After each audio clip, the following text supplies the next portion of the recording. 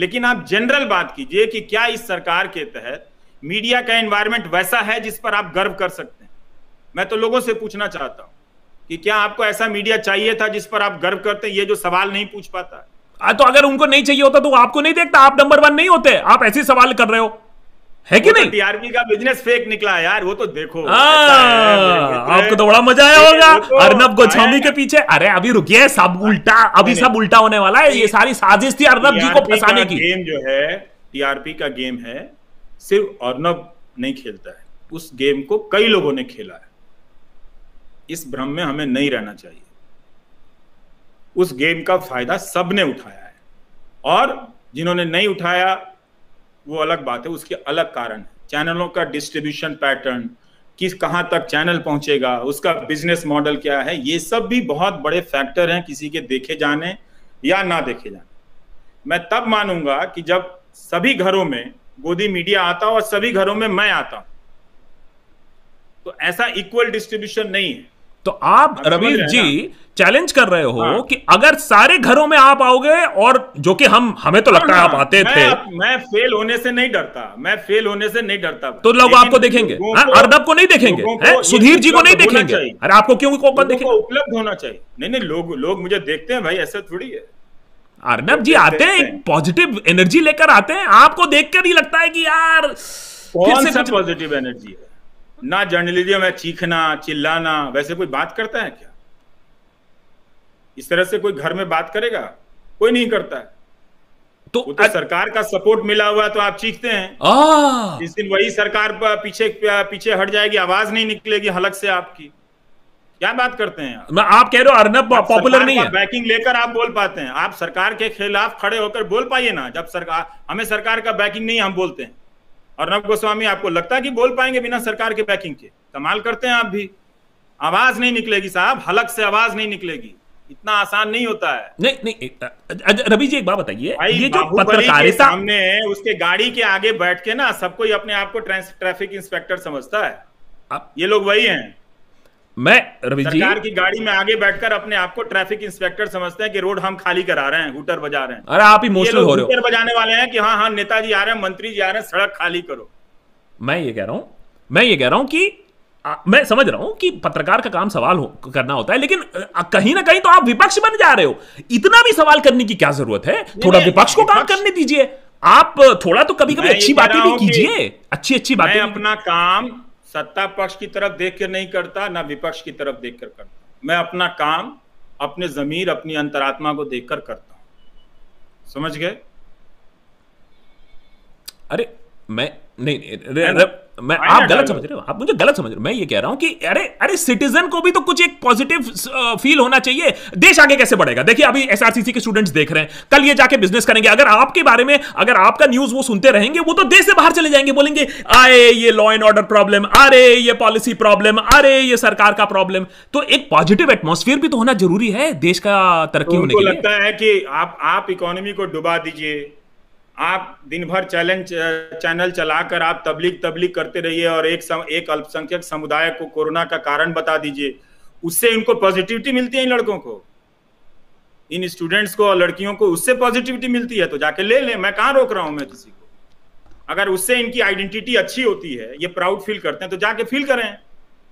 नहीं तो आप बताओ, ये जो लड़के लड़कियां आज देख रही हैं, मैं तो आज नहीं मांग रहा हूं अपनी बातों का, मुझे 20 साल बाद रिजल्ट बता देंगे कि इस मेजोरिटेरियनिज्म का रिजल्ट क्या आया उनके जिंदगी में, बता देंगे। मैं तो अभी नहीं मांग रहा हूं जवाब। अच्छा, मुझे मालूम है कि जिस स्पीड से आप नीचे जा रहे हैं कोई रोक नहीं सकता है उसको। अच्छा रवि जी, ये जो चुनाव जीतो चुनाव हारो, ये मेरा बिजनेस नहीं है दोस्त। मैं कह रहा हूं ये जो एसआरसीसी के भाई साहब जहाज देते हैं तो जहाज ले लेना, चलेंगे जरा गोवा। अरे वो बाद में बात करता हूं मैं आपसे ना। मैं ये कह रहा हूं कि अरे जो बच्चे आज देख रहे हैं एसआरसीसी के, वो तो पढ़े लिखे हैं, जिम्मेदार हैं, समझदार हैं। तो आप उनको क्या कहना चाहोगे हैं कि सिर्फ सवाल करो, सिर्फ प्रोब करो? नहीं मैंने क्या, देश को कैसे वो बनाएंगे? थोड़ा तो प्रेरणा दीजिए। करो अपना मॉडल निकालो, अपने चीजों से, अपने विवेक से उसको एक्सप्लोर करो, नचिकेता बनो, सवाल करो, प्रश्न करो। इस देश के हर नागरिक को नचिकेता होना चाहिए, जो अपने बाप से भी सवाल कर दे और यमराज से भी सवाल कर दे। अगर आप नचिकेता नहीं हो सकते तो आप नागरिक भी नहीं हो सकते। संविधान सभा के लोगों ने हफ्तों दिनों तक बैठकर इसलिए संविधान नहीं बनाया था। अच्छा, आप अपनी जुबान को सेलो टेप लगा ले और डर के मारे घर के भीतर बैठ जाए। अच्छा, जहां बोलना इतना मुश्किल हो जाए कि एक अदना से पत्रकार को आप कह रहे हैं आप विपक्ष बन गए। इतने बड़े देश का क्या मैं अकेला विपक्ष बन सकता हूं? कभी भी नहीं। मैं इस तरह के मुगालते नहीं पालता, मैं नहीं पालता। ये देखिए, बच्चों का ही सवाल आ रहा है। हमारे गुरुजी ने कहा था बेटा बकरी पाल लेना, मुगालता मत पालना। अच्छा सुनिए, ये देखिए स्टूडेंट्स का ही सवाल आ रहा है, स्टूडेंट्स का सवाल आ रहा है। हाँ पीजिए, भक्त बनर्जी के सामने तो पानी पीने की जरूरत पड़ी जाती है। मैं ये अब ये वीडियो वायरल हो जाएगा। मैं पानी पिला दिया। देखिए हम नॉन स्टॉप, याद आ जाएगा लोगों को, हम नॉन स्टॉप काम, हमें पानी की जरूरत नहीं पड़ती है, हमारे में भक्ति है। नहीं होगा पानी वाला, ये देखिए मैं बता रहा हूं, ये पानी पीना, भक्त बनर्जी ने पानी पिलाया, ये वायरल नहीं होगा। बताऊं क्यों? क्योंकि करण थापर के इंटरव्यू में मोदी जी ने पानी पी लिया। नहीं, फिर आपकी और हमारी दोस्ती रहनी चाहिए बस। अच्छा सुनिए, मैं ये कह रहा हूं कि ये स्टूडेंट्स का सवाल है, ये जो आंदोलन जीवी जो बोला जाता है, अब ये देखिए कितना नेगेटिव कॉनोटेशन हो गया है कि प्रोटेस्ट, और बहुत लोगों ने इसको माना भी है। ये मत कहिए ये सिर्फ पॉलिटिक्स है, बहुत लोगों का मानना भी है कि बहुत लोग आंदोलन जीवी है, उनका काम ही है सिर्फ आंदोलन करना, सवाल करना। तो आप जो इतना सवाल कह रहे हो, तो ये तो गलत है। एक लोकतांत्रिक प्रक्रिया से चुने हुए प्रधानमंत्री को आंदोलन करने वालों के लिए इस तरह के शब्द गढ़ना उसी लोकतांत्रिक प्रक्रिया का अपमान करना है जिस लोकतांत्रिक प्रक्रिया से वो चुनकर आए हैं। ये बताता है कि अब सत्ता के इस दौर में पहुंचकर उनका उन प्रक्रियाओं के प्रति और उन प्रक्रियाओं में शामिल लोगों के प्रति कोई सम्मान नहीं बचा है। वो इस वक्त सिर्फ अपना सोच रहे हैं, अपनी कुर्सी सोच रहे हैं और अपने लिए सोच रहे हैं। तो इसलिए बहुत सारे लोग मान सकते हैं, बहुत सारे लोग नहीं भी मान सकते हैं, पर आंदोलन जीवी कहना कोई गलत बात तो नहीं है। अगर कोई आंदोलन कर रहा है, अगर वो बार बार लगातार सवाल कर रहा है, इसका मतलब वो सही आंदोलन जीवी है। प्रधानमंत्री उसको गलत तरीके से उसको लांछित कर रहे हैं। एक नागरिक को निरंतर आंदोलन के मोड में होना चाहिए, मतलब आप निरंतर प्रश्न करने के प्रक्रिया में रहें, आपको प्रश्न का उत्तर मिलेगा।